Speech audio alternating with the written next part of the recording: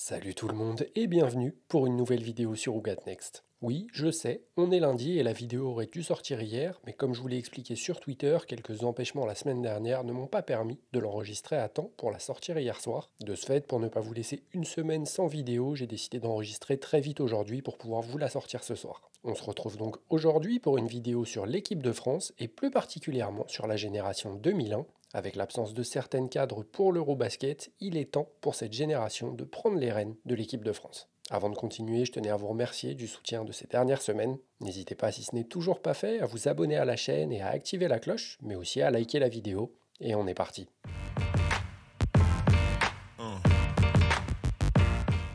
Et avant de parler de cette génération dorée, on fait le tour de l'actualité dans les news. On s'était quitté la semaine dernière au moment du match de préparation de l'équipe de France contre la Turquie, match qu'elles ont remporté assez facilement, mais c'est surtout l'actualité du lendemain qui nous intéresse puisque 5 joueuses ont été coupées du groupe France, réduisant le groupe à 16 joueuses. Ainsi, Camille Droguet, pourtant titulaire contre la Turquie, Jesmine Zodia, Ainoa Rizaché, Colline Franchelin et Alicia Tournebise ont été cuts pour cette prépa. Les 4 dernières joueuses que j'ai citées n'ont d'ailleurs pas participé au premier match de préparation des Bleus. On reviendra évidemment sur l'effectif français durant la preview pour l'Eurobasket. La deuxième grosse actualité de la semaine, c'est l'acquisition des droits télé par le groupe TF1 pour les prochaines compétitions des équipes de France masculines et féminines. On craignait un peu le pire ces dernières semaines concernant la diffusion des matchs des Bleus durant l'Eurobasket, mais finalement le groupe TF1 a décidé d'acheter les droits. Attention cependant à ne pas vous enflammer, j'en voyais certains sur les réseaux sociaux qui pensaient déjà que les matchs seraient diffusés sur TF1. Non, c'est bien le groupe TF1 qui a acheté les droits. Ainsi, la totalité des matchs seront disponibles sur leur plateforme TF1+, et certains, peut-être au moment des phases finales, seront diffusés sur leur chaîne de télé. Une très bonne nouvelle cependant pour la médiatisation du basket féminin, puisqu'elle permettra au grand public de suivre l'équipe de France en clair pour les prochaines compétitions, et gratuitement. On continue sur l'Eurobasket avec l'annonce de la présence de Julie Allemand et Julie Van Loo pour la Belgique, une très bonne nouvelle après le forfait de Chiara Liskens et qui va permettre à la Belgique de faire une nouvelle fois partie des favoris pour défendre son titre. De mauvaises nouvelles cependant concernant l'Eurobasket puisque Mathilde Villa, la meneuse italienne, s'est fait les croisés lors du match de préparation contre la Belgique et doit donc malheureusement déclarer forfait, tandis que Marie Gulic s'est elle aussi blessée à l'entraînement cette fois-ci et sera absente pour l'Eurobasket et une grosse partie de la saison prochaine. Une blessure qui ne fait pas les affaires de l'Allemagne, mais pas celle non plus de Basketland, puisque la joueuse allemande venait de signer dans son nouveau club. Le club champion de France a en effet annoncé cette semaine les signatures officielles de Camille Droguet, Julie Voita, Becky Massey et Marie Gulic. Des arrivées qui viennent pallier au départ de certaines cadres comme Gezel Soder ou Djabdi Taldi. Et on termine ces news du côté de la Turquie avec des départs également, puisque le club a décidé de faire un grand ménage dans son secteur intérieur. Ainsi, Niara Sabali, Tina Charles, Mariam Badian et Nikolina Milic quittent le club cet été. Rien de surprenant pour le club champion de Turquie qui a l'habitude de renouveler son effectif très régulièrement, en particulier concernant les joueuses WNBA, et surtout après une campagne européenne décevante et l'arrivée d'un nouveau coach. On attend désormais de voir quelles joueuses vont les remplacer. Entrons maintenant dans le vif du sujet avec cette génération 2001, une génération dorée pour le basket français qui nous a permis de découvrir d'immenses talents que sont Marine Fotoux, Iliana Rupert et Janelle Salin. Déjà dominantes dans les catégories jeunes, elles ont continué leur évolution pour arriver au plus haut niveau européen, voire même mondial, et font désormais figure de référence en Europe. Passées toutes les trois par l'INSEP, Janelle Salin a cependant manqué le coche à l'Euro U16 en 2016, tandis qu'Iliana et Marine ont elles bien fait partie de l'aventure et ont été chercher une médaille de bronze, faisant partie des fers de lance de cette équipe française. Avec une explosion un peu moins rapide que ses deux comparses, Janelle a rejoint l'équipe en 2017 pour l'Euro U16 également, qui verra la France sacrée championne d'Europe, et Iliana Rupert être élue MVP du tournoi. Avec une éclosion plus lente que les deux autres, Janelle a mis un peu plus de temps à s'imposer en équipe de France jeune, étant barrée par Kendra Cherry lors de ses premières saisons. En sortie de banc, elle arrivait quand même à contribuer fortement au succès de l'équipe, avec une vingtaine de minutes de temps de jeu par match. Avec une première compétition réussie ensemble avec une médaille d'or au bout, le trio arrivait à la Coupe du Monde U17 en 2018 avec plein d'ambition et sont tombés en finale face aux États-Unis, une défaite à la clé avec une médaille d'argent, mais déjà de belles promesses pour le futur. D'ailleurs, pour vous donner une petite idée de l'équipe qu'elles ont affrontée, car oui, la génération 2001 n'est pas excellente qu'en France, mais plutôt dans le monde entier, ce sont des joueuses comme Paige Bueckers, Alia Boston, Hailey Jones ou encore Cameron Brink qui se sont dressées sur leur route. Et après cet été 2017 réussi, malgré une défaite en finale, ça s'est enchaîné très vite pour Fotoux et Rupert, qui ont rejoint l'équipe de France pour l'Eurobasket dès l'Euro 2019. Pour Janelle, ça a été un petit peu plus long avant de rejoindre l'équipe de France A, puisqu'elle ne l'a rejoint qu'au moment des qualifiers pour l'Eurobasket 2023. Depuis 2019, le duo Marine Fotoux-Iliana Rupert a donc participé à toutes les compétitions que l'équipe de France a jouées, Eurobasket, Coupe du Monde, Jeux Olympiques, tout y est passé, raflant d'ailleurs de nombreuses médailles au passage. Mais ce qui va nous intéresser aujourd'hui, c'est surtout leur situation depuis l'arrivée de Jean-Aimé Toupane à la tête de l'équipe de France. Après une médaille de bronze au JO de Tokyo, Valérie Garnier a en effet été remerciée par la Fédé, et son successeur Jean-Aimé Toupane a pris les rênes de l'équipe pour la Coupe du Monde 2022.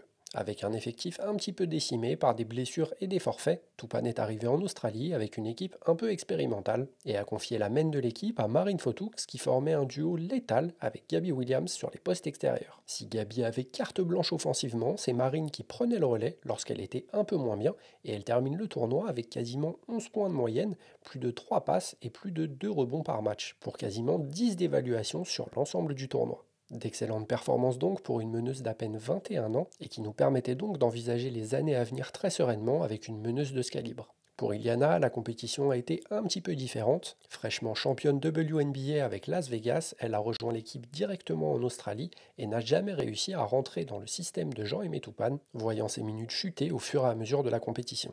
Mais le vrai tournant pour ces deux joueuses a lieu lors de l'Eurobasket 2023. Rejoint par Janelle Salin, qui sortait d'une très belle saison avec Villeneuve d'Ascq, on s'attendait à voir le duo Fotoux-Rupert beaucoup plus responsabilisé lors de cet Euro, en particulier avec les absences de Marine Johannes et Gabby Williams suite aux imbroglios avec la fédération.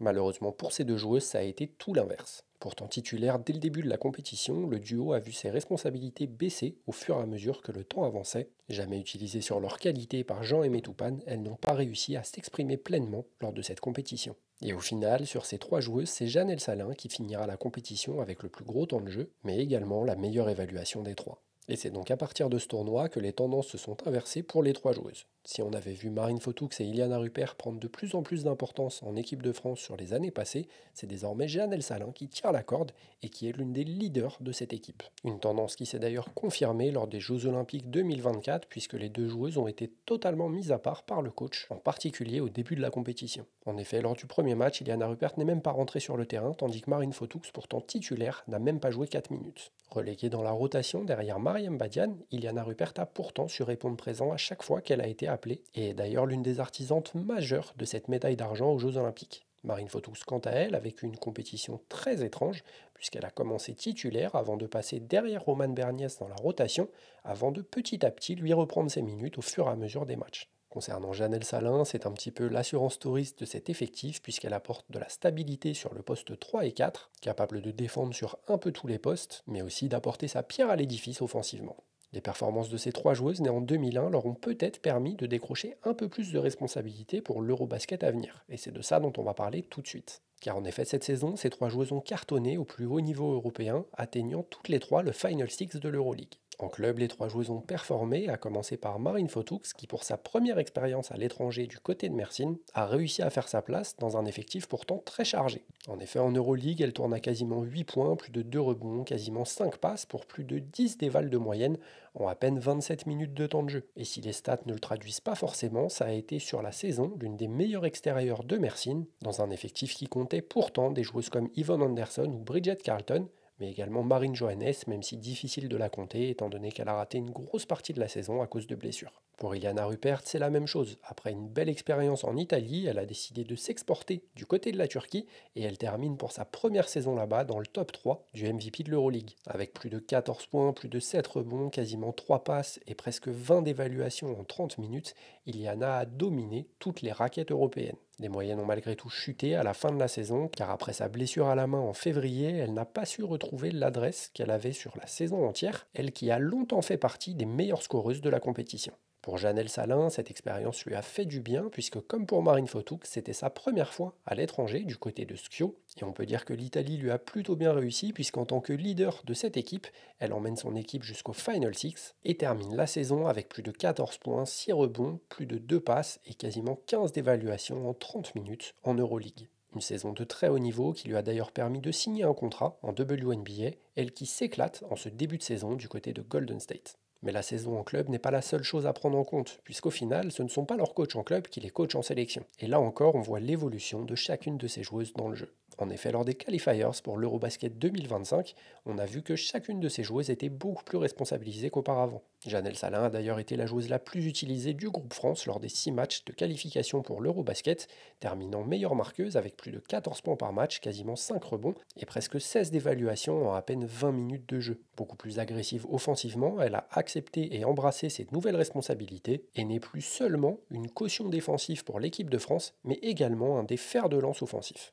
Pour Marine Fotoux, le bilan est un peu plus mitigé. Toujours derrière Romane Berniès dans la rotation, son utilisation varie en fonction des matchs, mais étant donné que Jean-Aimé Toupane a décidé de coacher cette équipe comme une équipe de poussins, il donne tout de même des temps de jeu équivalents à chacune de ses joueuses. Ainsi, Marine termine les qualifiers avec quasiment 19 minutes de temps de jeu pour quasiment 8 points, plus de 2 rebonds, presque 7 passes pour 16 d'évaluation par match. Souvent critiquée pour sa défense, Marine a réellement progressé sur cet aspect-là de son jeu, et si elle ne défendra certainement jamais comme une Gabby Williams, elle n'est désormais plus un problème pour son équipe lorsqu'elle est sur le terrain, et devrait, je l'espère, avoir plus de responsabilités lors de l'Eurobasket. En ce qui concerne Iliana, de la même manière que Marine, c'est toujours un petit peu le flou. Derrière Marem Badian dans la rotation depuis 2 ans, on ne sait toujours pas si elle va starter pour l'équipe de France lors de l'Eurobasket. Ça a en tout cas été le cas lors du match de préparation contre la Turquie la semaine dernière, en l'absence de Badian, toujours en WNBA, qui devrait rejoindre le groupe très bientôt, et qui a permis à Iliana de marquer beaucoup de points dans tous les sens du terme.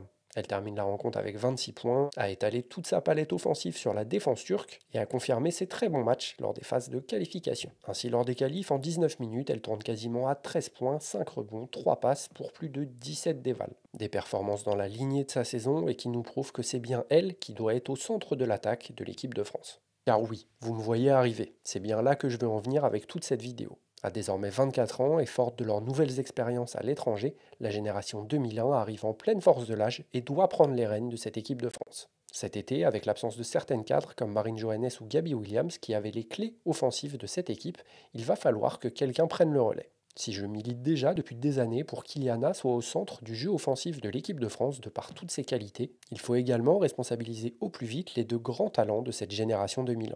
Toutes les 3 ont des qualités ultra complémentaires. Si Janelle Salin est une défenseuse de très haut niveau, Iliana Ruppert a énormément progressé ces dernières années, devenant l'une des meilleures défenseuses intérieures de l'Euroleague cette saison. Même chose pour Marine Fotoux, comme je le disais précédemment, qui ne sera pas une défenseuse excellente, mais qui fera les minima, et s'il peut lui arriver d'être battue, on peut difficilement faire mieux qu'un duo Salin-Ruppert pour couvrir ses arrières derrière elle. Offensivement, c'est là que tout prend du sens, puisqu'avec une joueuse aussi complète qu'Iliana Ruppert, capable de jouer poste bas, de s'écarter à 3 points, avec une excellente qualité de passe, on peut à peu près tout faire. Un système avec le ballon qui lui arrive poste bas, elle va être capable de renverser sur une skip pass sur Marine Fotoux ou Janelle Salin, qui sont des joueuses très compétentes à 3 points. Même chose dans l'autre sens, car si les 2 extérieurs décident de driver au cercle, Iliana n'amènera pas sa joueuse puisqu'elle apportera du spacing et une solution de passe au large qui ne pourra pas être ignorée par la défense, amenant donc énormément d'espace pour aller jusqu'au cercle. Et une dernière situation par exemple où ce trio pourrait être létal, fermez les yeux et imaginez. Un pick and roll entre Marine Fotoux et Iliana Ruppert qui se connaissent par cœur, qui jouent ensemble toute l'année en club, avec Janelle Salin et Valériane Ayayi qui attendent dans les aides, prêtes à dégainer à n'importe quel moment. Plutôt pas mal comme idée, non? Mais pour que tout ça se réalise, il va falloir que Jean-Aimé Toupane décide enfin de donner les clés de son équipe de France à cette génération 2001 qui n'attend que ça.